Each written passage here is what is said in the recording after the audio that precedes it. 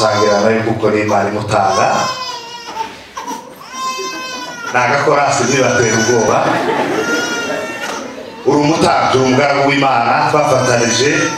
inshuro nyinshi umutima wanje wacikanye itege twarabiganira Imana ya Isiraheli aha mu ihema ry'ibonaniro ryayo mpaye agaciro imirimo yakoze kize hejuru gukomera kwayo kize hejuru imbaraga zayo buze ububasha bwayo bukomeye uyu mwana Imana yamumpaye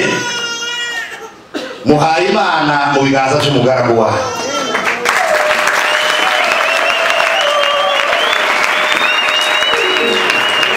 Imana izafasha kumurera Imana izamutunga Imana izamuha ubwenge bwo kumurera no kumutunganyiriza ibintu byose isaba izangira inama uburyo ngomba kumurera uyu suwaje n'uw'Imana yampaye kugira ngo azayikorere aciye mu nda yawe kuko impamvu z'ijambo ry'Imana Bibiliya itegeka ko abantu batanga ituro ribona rigenda rero kubw'izo mpamvu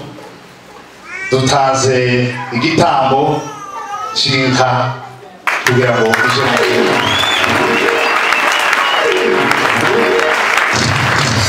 sinzi niba pasiteri hari amagambo y'umwaturaho hanyuma dusoze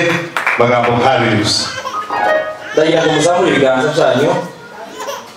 tumwaturiyeho ibyishimo by'Imana tumwaturiyeho ubutwari bukomeye buvuye ku Mana tumwaturiyeho ubwenge buvuye ku Mana ibyishimo uburame ndetse no gukomera no kwishimirwa n'abantu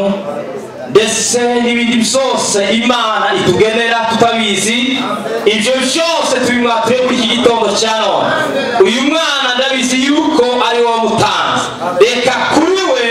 ikimenyetso cyawe n'imbaraga zawe zigende kuri we Yabesi yarasenze aravuga ngo Uwiteka wagura imbago zanje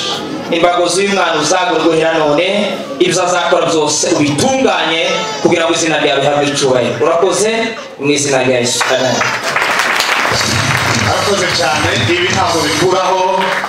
bikuraho gahunda yo gusengerwa kimwe n'abandi kuko turi abasanzwe twari uguhigura umuhigo twahize kasabe ituro abantu mu rugo mwese mazanye amaturo ndagira abandi batayazanye n'amahoro ushobora kwiyicarira hanyuma dushima Imana murakoze kutwihangana Muramba bari yakinye bagiye kuvuga umunsi nari ndimo gusenga ndasaba nabonye Imana n'umwana